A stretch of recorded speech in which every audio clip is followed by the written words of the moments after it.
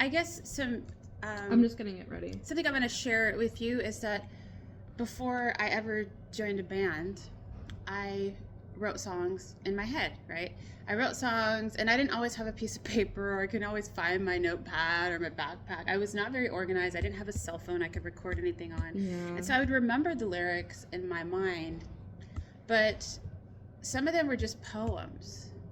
And that became songs Or later. like unfinished lyrics. Or they were just stories. Like, and I didn't have enough experience when I was 15 when I started.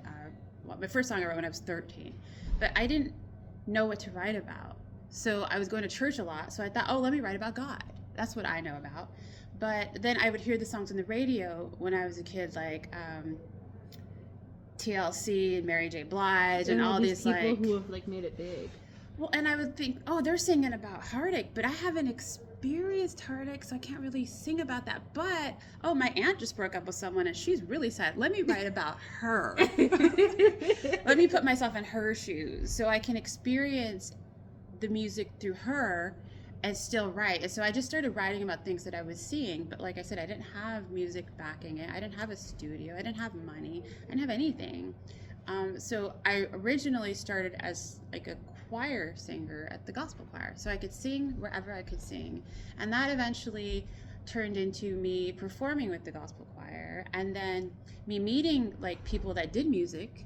They would create the music, but they didn't have a singer, and so I would do that with them, or I would sing with all the rappers, because I knew a lot of rappers that had studios, but I didn't have any of that, and I didn't have the money, so I would just sing their hook, and they would pay me to sing their hook on their song. And so it just continued to evolve, and then I would answer ads and on Craigslist.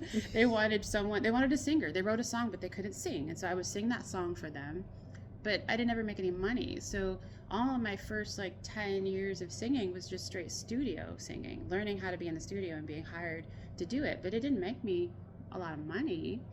And it wasn't until I really started getting serious, saying, I wrote a song, I can't find a band, let me learn how to play the guitar myself. I know how to play the piano, let me write my own song. And started doing that. But that helped, because when I was like looking for someone, like a drummer, I at least had something to play and sing until I found a guitar player to take over, right? And so it does help if you have some sort of instrument or program now, right? Because we're like fast forward 25 years. Yeah. So much easier right now. It is. To create your own beats, record your own voice. But I'm listening. So. The biggest thing that I had to get used to was getting used to how I sounded. Okay, I didn't like the way I talked. I didn't like hearing myself on my voice recorder. I didn't like hearing myself leaving voicemails, and I didn't like hearing myself sing. So I made it my goal to get used to hearing myself. So I would record myself and hear myself back over and over and over. And now that's been like 30 years since I've been singing.